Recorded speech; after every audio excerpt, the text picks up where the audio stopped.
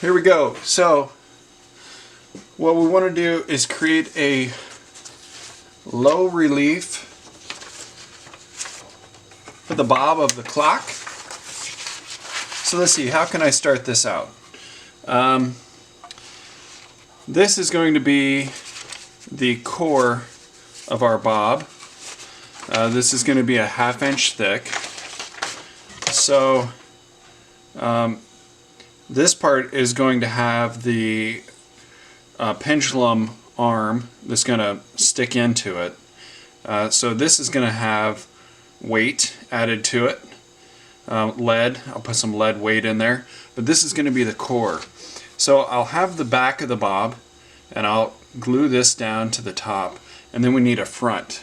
So the front of the bob face is just supposed to be a 1/4 inch piece of this Baltic birch, but I thought, you know, this is a great opportunity to do something a little more creative. I have we have a 4.5 inch diameter here for the circle for the bob face. So you can see there we have 4.5. Okay, this is the part that was cut out on this board here. So you can see the two laid together. So I cut that out and put that piece on this 1/2 inch Baltic birch. So the image that I've decided upon is going to be this flower here. This is an Oriental poppy. It has a cute little honeybee on there. The first time I saw one of these plants, I didn't know what an Oriental poppy was. And it was in a flower pot, and the petals were closed up. Well, all I could see was what I could see when I looked very closely directly down inside, and I saw this strange creature living in the core. I didn't know it was part of the flower, and it about made me fall backwards because it looked like a spider. I don't like spiders. Anyway, I found out that that is part of the flower, and when it opens up, it's quite beautiful. If you look at some of the Art Nouveau pieces by Alphonse Mucha, you'll sometimes see that he adorns their headdresses with Oriental poppies and so forth. So anyway, here we go. Here is my drawing, and that's going to be my bob face. And I chose this particular image because I'm working on a clock project, and it was inspired by a sculpture at the Lincoln Park Zoo in Chicago.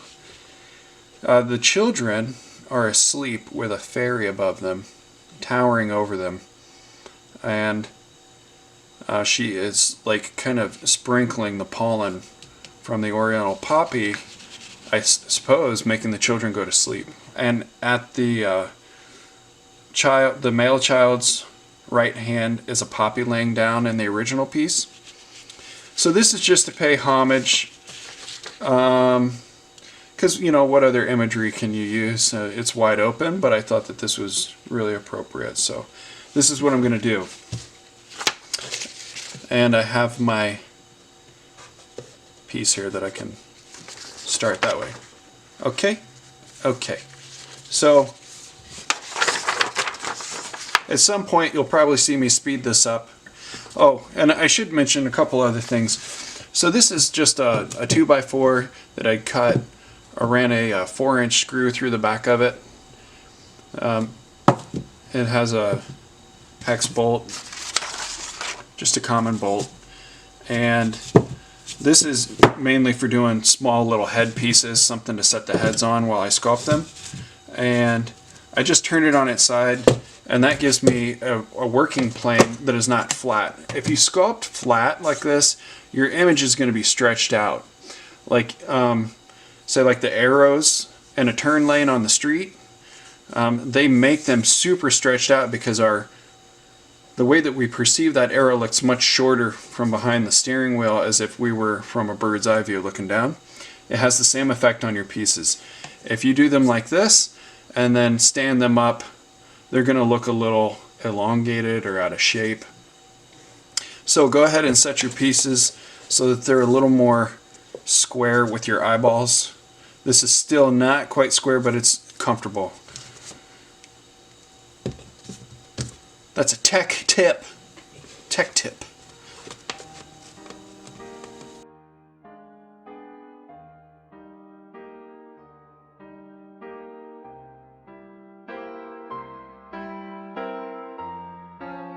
Okie dokie. And we want to work from top to bottom, so I'm not dragging a bunch of handprints over it.